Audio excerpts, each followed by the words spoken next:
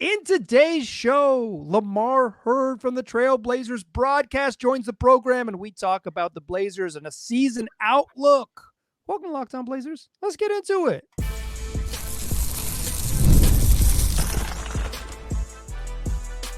You are Locked On Trailblazers, your daily Portland Trailblazers podcast, part of the Locked On Podcast Network. Your team every day. What's up, world? It's your past first point guard and Trailblazers reporter, Mike Richmond. You are listening to another episode of Locked On Blazers, part of the Locked On Podcast Network, available wherever you get podcasts and also on YouTube, coming at you each and every weekday, Monday through Friday. So make it a part of your daily routine. Make it your first listen. Tell your friends to do the same. It's Locked On Blazers, your team every day. In today's show, a very special one. We are joined by friend of the program and past first point guard himself, although I bet he's a bit of a chucker nowadays, Lamar Hurd, Trailblazers TV analyst. Lamar, how you doing? Doing good, Mike. How are you doing, my friend?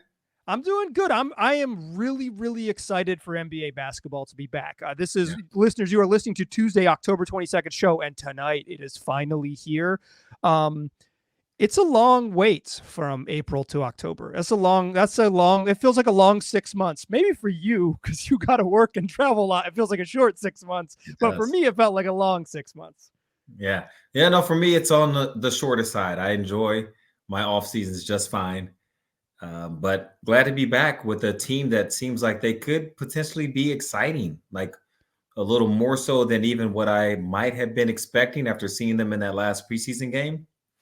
Not getting caught up with the score of that game, but more the functionality of how things looked was really pleasantly surprising to a degree. So I'm really interested to see what then that means for the regular season. Yeah, I'm like, preseason doesn't matter. You can see a little bit of stuff and you can learn some things, but and then they just beat the snot out of the Jazz, and they look so good. Like and it looks like stuff you can do every night. You can play defense and you can run every night. And so then I'm like, I have to.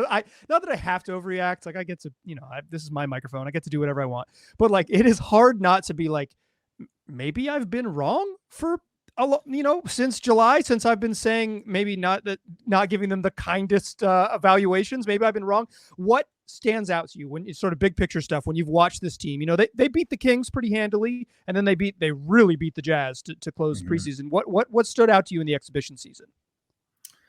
In the season as a whole, maybe just the fact that when the Blazers did play those two NBA teams, that in the games they won, so the Kings and then the Jazz, they won really easily.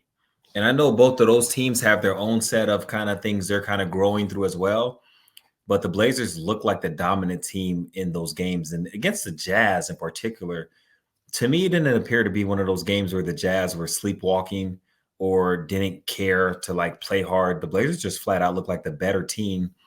And what you just said is exactly what I said at the end of that game, that everything that I saw in that game was repeatable actions. It wasn't some anomaly. It wasn't, Donovan Clingan made 8 threes. No, it was Donovan Clingan did the stuff that he always does. The way they ran up and down the floor, because that's been a thing. I actually was at practice today and talked to Chauncey Billups about this very thing, because my wonder is, how long do they lean into running? Because as the season goes on, there's teams, they always have these certain points of emphasis. And as the season goes on, you just kind of revert back to whatever feels the safest, whatever is the most comfortable. Right. And with them having Anthony Simons as the point guard, it makes sense at times to slow down, run as, pick and roll. Like there'll be some possessions like that. Although they don't want Jeremy Grant to just be in isolation all the time. Sometimes it's good. If he's got it going, he can be really good. So just how long can they commit to that style? And Chauncey said they're going to push the pedal down on it. They're going to really try to lean into that as much as they can. Now, they do expect that at some point teams will maybe send an extra guy back, or they'll do stuff. They'll pick him up higher. They'll try to slow him down. But they really want to see how far they can compress this thing. So I want to see that. So that was my observation against those two teams that they won against. Against the Clippers, that one was hard because guys weren't playing, and it's just kind of a weird deal. But even in that game, they were competitive. It came down to the wire, and I didn't think that they necessarily looked great in that game, but they were still in the bad, game. and it was they look. I thought they looked kind of bad, and it was tied with 15 seconds left. That's better than a lot of games where you look bad for sure. Yeah, so the combination of that and then the games that they look good in just makes me start this regular season feeling like, hey, there's no reason why on most nights these guys cannot be in a game in the fourth quarter, middle of the fourth quarter, late in the fourth quarter. And I think organizationally, with where they are right now, they would consider that a win. Now they want to win, players get out there, they want to try to win games and all that. But they're going to have their growing pains. They got their youth, they got all that. But one thing that stands out to me that makes me believe that they really do have a shot at being competitive throughout most of this season is the height that they have. They're big. Yeah, like today I was looking around at them, and there's a moment I saw Anthony, and then I see Toumani, and then I see Deni, and then DA, and then who am I missing out on here? Why am I missing a name? Who was Jeremy? Like across the board, and it's like I don't remember seeing 5 guys like this. That's a potential starting lineup type of group with this kind of size. Like that's pretty cool, and not only the size, because I go back to the years when Mo Harkless and Alfred Camino were here. Those guys did their job defensively. Like they did what they could do, but they weren't pressuring the ball the way that this group of guys want to get out and pressure. So it'll be an entirely different look and dynamic that I think we'll see this season than we've seen since I've been here. I'm going on year 9, and I have not been here. Year 9? Year 9. Yeah, time's been flying. Yeah. And so I have not seen a team that has that kind of size, but also maybe pressures and plays scrappy like a smaller team. So I want to see what that looks like. They can play big without sacrificing bigger. They're not gigantic. Yeah. Like there were times in the 2019 season when they could play Zach Collins at power forward, right? Yeah. And get away with it a little bit. And he's 7 feet tall. But they can play bigger at the wings, particularly at 2 and 3, which they have not been able to do over the last 5 years, and not fall into the traps that some teams that play big do. Like they're not slow. They can guard. They can still pressure guards. Like both Deni and Toumani, Deni Avdija and Toumani Camara, like they're comfortable guarding 1s and 2s, and so you can play that size. Someone who works with Blazers did remark to me, like, and I was like, hey, how's the early season going? This was in training camp. Like the number one thing they said was like, we're just bigger than we've been in so long. Like you look in the huddle, you look at guys huddling around and they're just bigger than they've been. And I think that's a big deal because you get to be big on the wings, but not be slow and not be plodding. Now they might struggle to shoot, but because shooting is another thing, but they can get after it a little bit on defense and still have size, which is a big thing. I want to ask you about Deni because we've seen him a little bit and he's got, I like the stuff we've seen, but it's like, I've seen him play parts of 3 games. So we'll talk Deni, we'll talk Toumani and sort of that size on the wing. Join us in that second segment, won't you? First, I want to tell you that this show is sponsored by BetterHelp. It's Halloween, it's spooky season, and life can be really scary outside of October. There's so many things big and small that can be hurdles for us, challenges, even fears that we don't want to face. And therapy can be a great way to help you navigate those fears, navigate things that scare you. You don't need to be experiencing a major traumatic event to benefit from therapy. Just talking to a neutral third party, a therapist with regularity, can help you navigate everything that you are going through in your day-to-day life regardless. So if you're thinking about starting therapy, why not give BetterHelp a try? It's entirely online, designed to be convenient, flexible, and suited to your schedule. All you gotta do is fill out a brief questionnaire. You get matched with a licensed therapist, and you can switch therapists anytime for no additional charge. Overcome your fears with BetterHelp. Visit BetterHelp.com/LockedOnNBA today to get 10% off your first month. That's BetterHelp, HELP.com/LockedOnNBA. All right, still chatting here with Lamar Hurd. You've heard him on Trailblazers. You've heard him on the Trailblazers broadcast. He's chatting with Rich Burke during preseason. Kevin Calabro out celebrating a birthday. He's back. And Lamar, just put him with anybody. He's the perfect backcourt pairing. You just play him with anybody. It's going to work. Lamar, what have you seen from Deni in his first little bits? He's the big addition. I guess there's another addition that's like literally bigger, but he's the big trade addition they made this summer. What have you seen from Deni in the early going? I see somebody that makes people follow him. The speed he plays at, the intensity he plays with, it forces his teammates to have to do it as well. And not saying that they wouldn't want to do it otherwise. It's just kind of like, like if you go to a gym with somebody, you both are going to work out. Yeah, you got the mindset to work out, but having that person that's spotting you saying you got one more, two more, whatever it is, it kind of just takes you to another level. So I feel like before Deni got here, there would be a roster with guys who want to get after things and try to play fast and all that. And then he's like the catalyst of it to me, because I think he might be the fastest guy with the ball. I actually spoke to him about this today. He said that in Washington, they told him he was literally the fastest guy with the ball in his hands. And I told him, I thought, Jalen Green might be pretty close, because Jalen Green in Houston, he showed some flashes of speed that I didn't realize he had to that degree.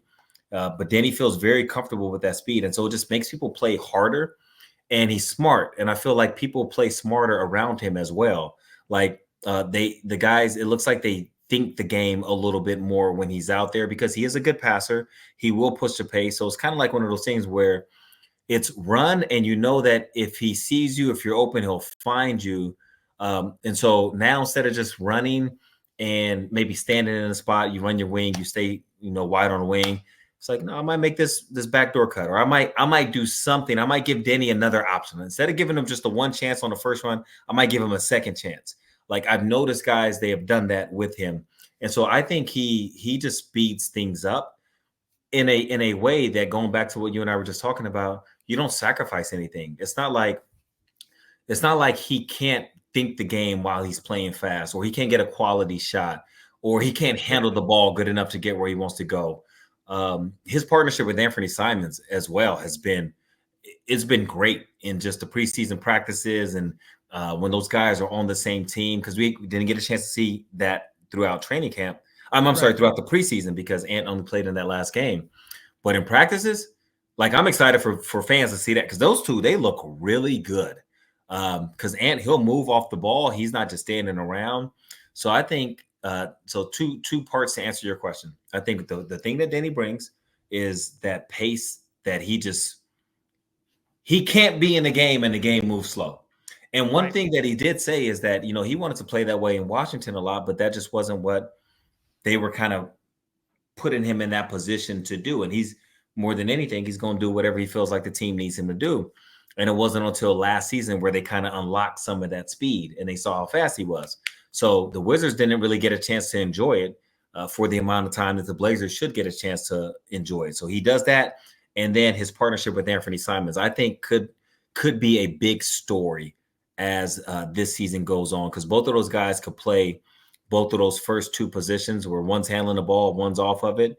And I don't think either is a liability in either position. Deni will have to show that he can shoot, maybe if it's not as high as last season with Washington, his career high year, in a respectable way, for it to really work and be maximized. But I think even if it's not a 37% 3-point shooter, like, he finds a way to be useful off the ball.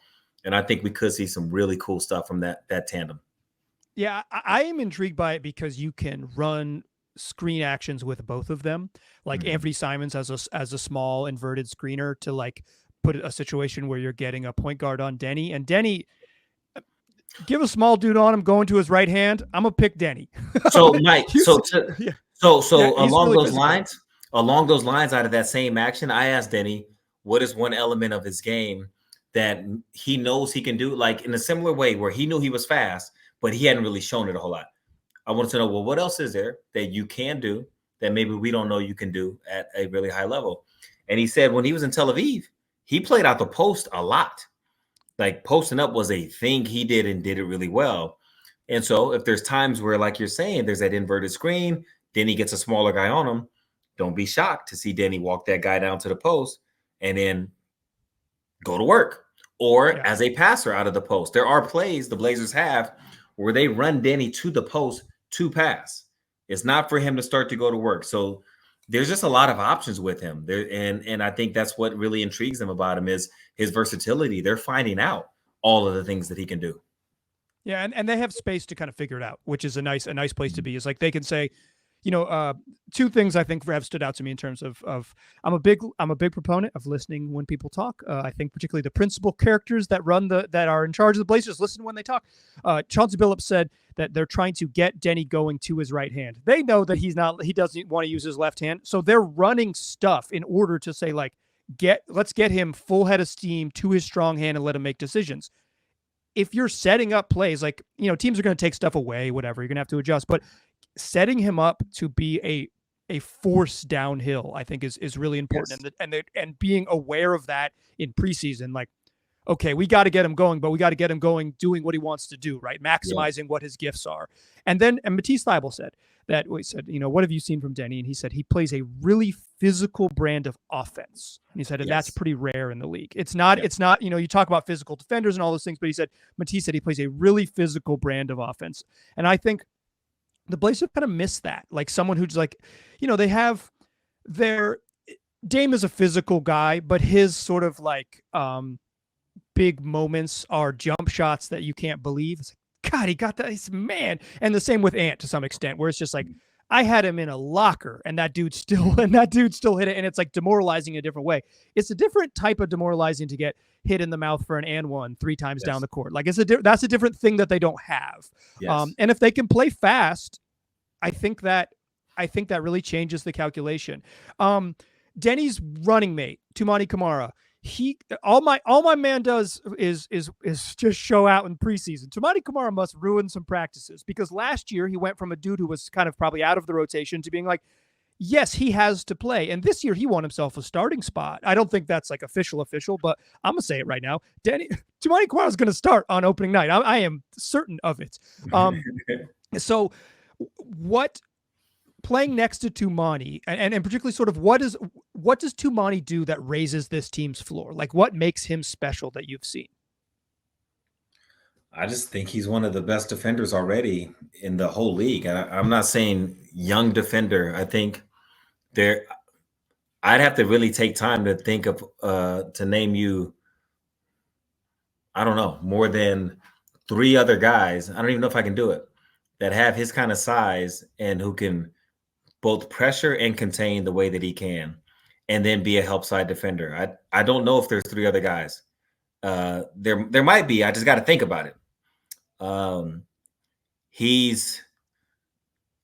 It's hard to talk about him. So I spoke about him. I spoke to Joe Cronin today and Mike Schmitz both about him. And there's times where as we're all talking about him, it's kind of like it's hard to describe the excitement about who he is now and then the potential of what he can become, because we've already seen certain strides he's made, certain improvements, his offensive game, he's gotten more comfortable.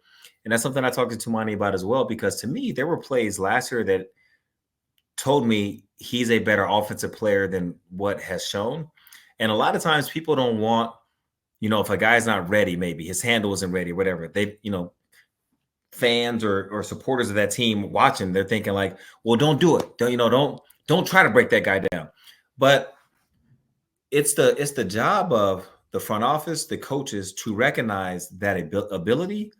And once you recognize it, you have to nurture and feed that ability. And there's going to be mistakes that come along with it. Like, we're not seeing the Toumani Camara we're seeing right now. If last season Chauncey Billups said, Toumani, you're a rookie, your handle isn't there yet. So I just want you to catch and shoot. I just want you to run the floor. I want you to offensive rebound. If you say that, then you don't get to this point. So I felt like when I watched him last year, and I would say this during games, like, no, it's there. He's got it. It's not a finished product, not even close, but he's got it. So he's just got to go through the steps of it. But now whoever's coaching him and training him and working, they got to bring that out of him. And it has been bought out of him. So from a competitive level, he and Deni, they're one and the same. And I just think Toumani, like the skill of defense just generally isn't talked about the same way as a skill of offense. Okay. But Toumani does he is so defensively skilled to me. And it's stuff that I didn't start paying attention to until I got late in my high school career because we were about to go play in a tournament, and I knew I was going to be facing Darren Williams. And so I knew, like, if I didn't know how to slide my feet at an elite level, like, he was going to kill me.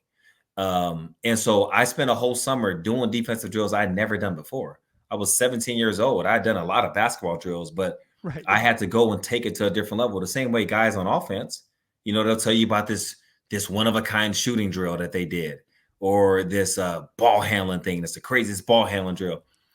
So I look at defense that way as well. And Toumani, to me, is he like, I really do think he can be a special player on that end. And I'm not just throwing out that word.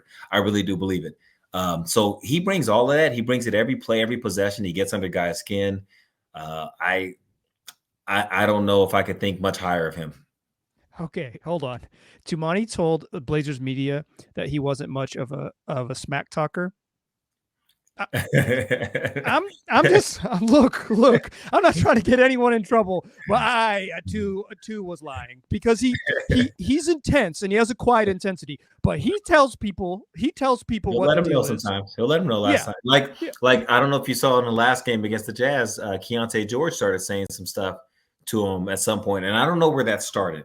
I don't know if Keontae was responding to Toumani or initiating, but those two, they kind of went at it a few times, and then Toumani forced some turnovers against them a little bit, and then the Jazz just said, "Okay, Colin Sexton, you take it." And I think you'll see that. You'll see that with Toumani. It'll be the same way. Like if a guy is hot on offense, you send different defenders at him, or you just try different things. I think Toumani will have that effect defensively. Like guys who normally dribble the ball up the floor, they're not going to want to. So he had a play He had a play, I think it was against the Jazz, where they tried to set a screen high, like above the 3-point line, and he just got skinny and like got around the screen. And he went right over top of it. Yeah, and you in the broadcast were, ooh, you were like, that's the type of thing. It's like you see the deflections and the steals and the 94 feet, but the ability just to stay attached in the half court, the ability just to be hip to hip with someone to his size, with the physicality he plays with, that is the skill of defense. That is like that ability to get skinny and just to like be moving laterally on the ball and at that speed with that strength. Yes, that's not a thing that a lot of people can do. Yeah, exactly. I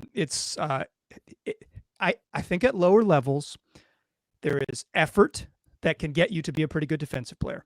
In the league, it's a skill. There's some dudes who are good at it, and there's some dudes who are not. And Toumani's got the gift. He's really good. Let's speaking of defense, I want to ask you about Donovan Clingan because he had a holy crap game against the Jazz. He had a game where it was like you just came away like, oh, holy crap! Like I didn't know he had that. Yeah. Sorry, I was unfamiliar with your game. Let's talk Clingan to close the show. Join us in the third segment. First, I want to tell you that today's show is brought to you by FanDuel. It's America's #1 sports book. And as we head towards another week of the NFL season, there's no better time than to download that FanDuel app, plop yourself down on a comfy spot, a couch, a chair, a bar stool, what have you, and maybe play out a hunch that you got in real time. FanDuel's never made it easier to bet on live games during NFL season. They got right on the same page where you place your bets. You can get the latest stats. You can view play-by-play. So you can beat up to the second wagerer, informed wagerer, know what you're doing. Get all the info you need right there on the same page that you're going to place your bets anyways. And if you're a new user, you'll start with $200 in bonus bets guaranteed when you place your first $5 bet. That's $200 in bonus bets guaranteed when you place your first $5 bet, and that's FanDuel.com. Still a pass first point guard. I'm still Mike Richmond, still chatting here with Lamar Hurd of Trailblazers TV. You've heard him on the broadcast, Rip City Television Network, coming to your homes over the air, easier than before. Okay, Donovan Clingan had I thought against the Clippers, you could see like, oh yeah, the dude knows how to play defense. He's really big. I think against the Kings, he had an okay game. I think against Ohm without his guys with him, he kind of struggled on offense a little bit. And then he had a game against the Utah Jazz where he was the best player on the floor. Yeah. First of all, whoa. Whoa. I guess, take the whole sample. He wasn't perfect in preseason, but boy, did he end it loud. What can DC be this year? Like what's obviously he's a backup, right? He's going to be behind DeAndre Ayton, but what can Clingan be this year? What we saw against the Jazz. He could be someone who is consistently helping, deterring, intimidating. I think he can be that. And at a baseline level, and I'm not saying it's going to always result into a double-double, but depending on the kind of minutes he gets, I won't be shocked by any double-double because that's just what he does every possession.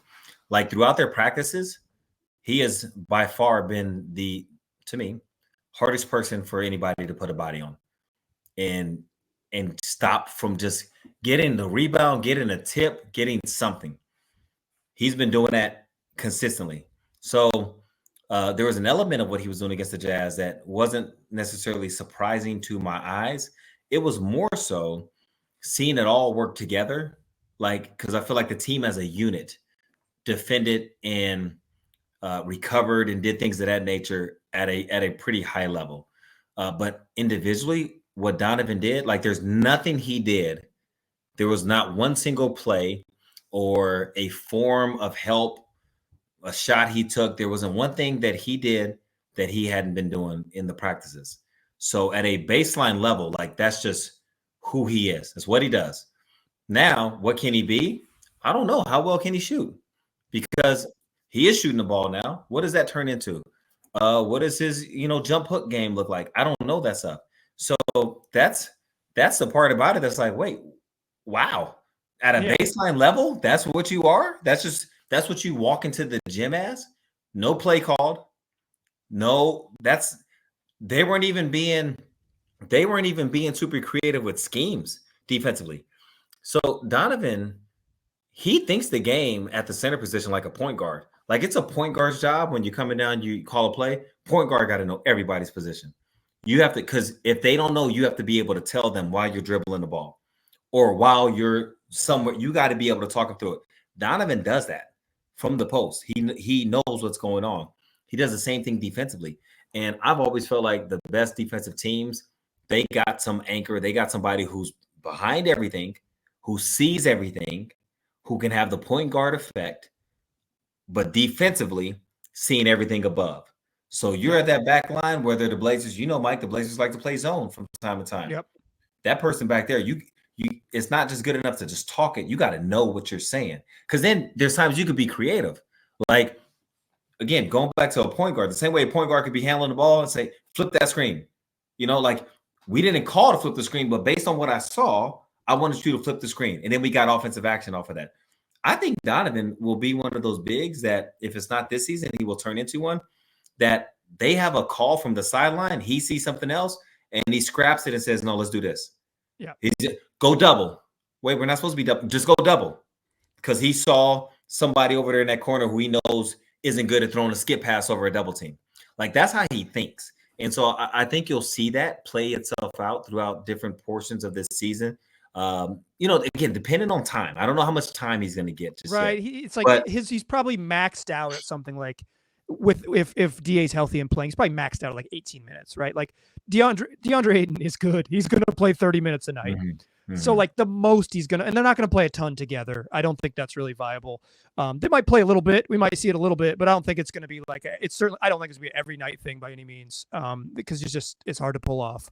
So it's like he's kind of maxed out at like 18-ish minutes at the most. So in that limited time, I think you'll see just little hints of, oh, that's what he can do. If you understand defense and what they're trying to accomplish. Yeah, I love the kick out passing. I thought he had a couple offensive rebounds where he just caught it and just kicked it out, and just like those are simple passes. Yeah. But to look away and find someone even opposite, like from one side of the lane to the opposite wing, those are easiest shots you're going to get in an NBA game. Yes. Feet squared, shoulders squared, catch and shoot jumper. You're not going to get an easier one. Those are. He could create offensive value without having the bag. I think. You just talked about his mind. Catch it, look opposite. Yeah. Because every big's not doing that. Right. Normally it's an offensive rebound. Oh, first line of sight, I see direct line. I'm going straight out there. But he knows to look opposite. I think you're really going to like his mind, how he thinks the game. Yeah, I've been calling him fast brain, slow feet. But then he had freaking 20 boards and 4 blocks in like 25 minutes. And I was like, I probably got to just call him good. I probably got to slow down on the slow feet thing because he just looks good. Real quick before we get out of here, where can Scoot improve? Like, I think he had an up and down preseason. I think he had, against Ulm, he had a really solid game. But where can Scoot Henderson get better? I think it's not. I want to phrase this the right way because I do think mentally Scoot is about as strong as any kid his age that I've maybe ever seen. Like the situation he came into, the way he had to kind of handle that. But I still think that there's a step mentally for him because I don't think it's physical limitations for him. Because once again, things that he might struggle in games at times, like I've seen him do. So it's like I've heard that he's been very, very good in the practice. Yeah, so it's like you can do certain. So and I think there's a few things just mentally. Like one, I know he wants it so bad for the team and the fans. Like he truly cares about the fan base and the culture that's been here of winning. When Dame was here, the team won more than they lost. Fighting for playoffs, all that, and just kind of the whole way that thing went down. And he'll never use that as an excuse or anything, but just from a human element, he takes that. He takes accountability of, I got to get this ship righted. It's on me. So I think that there's an element for him, just a comfort zone. I don't feel like he's found a consistent comfort zone. I feel like he's kind of dabbled in it from time to time. Like late last season when he ended the season, when the ball was in his hands and Anthony wasn't in the lineup. And so he had a chance to know, like, I'm going to play through mistakes. I can just kind of calm down. If I come down and force it one possession, I don't have to look over my shoulder. I don't have to worry about anything. I get to do it again and do it again. So however he can mentally get in that space where he feels like it's all right. Everything, I can just kind of settle into my zone. He'll be fine. To me, because it's not a matter of can you hit that shot or can you finish. Like I know his numbers with his field goal percentage, some of his finishing, I know that stuff was down, but he can finish and he can, like his shot, it already looks a lot better, but he can make shots off the dribble and off the catch. I just feel like once you get in that game, things change a little bit, and I don't know if he's found that consistent comfort zone yet. And we'll find out. We'll find out once the regular season gets rolling. But I think he has a defined role, and that helps. Like he's going to be the backup point guard. There isn't, I think last year the pressure, they gave him the keys. They said you're going to be the starting point guard day one, and then he struggled, and then he got hurt, and then it's like I think there's more clarity this year. Clarity isn't everything, but I think there's undeniably more clarity. Yeah. NBA guys thrive for the most part. NBA guys thrive when they know what to expect because you got to go to the arena every night. You don't know what city you're in. You don't know what day of the week it is. Here's a fun media thing. Ask an NBA player what day of the week it is. They don't know. they don't know. Ask Lamar what day of the week it is. That's what I was about to say. I was like, I don't know. He'll say day 4 of the trip. He said, I know it's day 4 of the trip. Yes, the second game. Yeah, the third game. Game 2 of 5 games. Exactly. Yeah, exactly. Yes. Or, So yeah, it's clarity in your role because you know what to expect when you go to the arena. That's incredibly valuable. Lamar, I always appreciate the time. It is always a treat. And guess what? We'll be seeing each other at the arena this week. It starts Wednesday evening against the Warriors, and then a couple games over the weekend against the Pelicans. You'll hear Lamar on the Trailblazers broadcast. Truly someone who loves the game and makes you smarter when you're watching it. So we always appreciate when Lamar's on the program. Thanks so much, man. My pleasure, Mike. Thank you, man. Dear listeners, come back for tomorrow's show. It's what we do 5 days a week, wherever you get podcasts and also on YouTube. I appreciate you listening. I'll talk to you soon.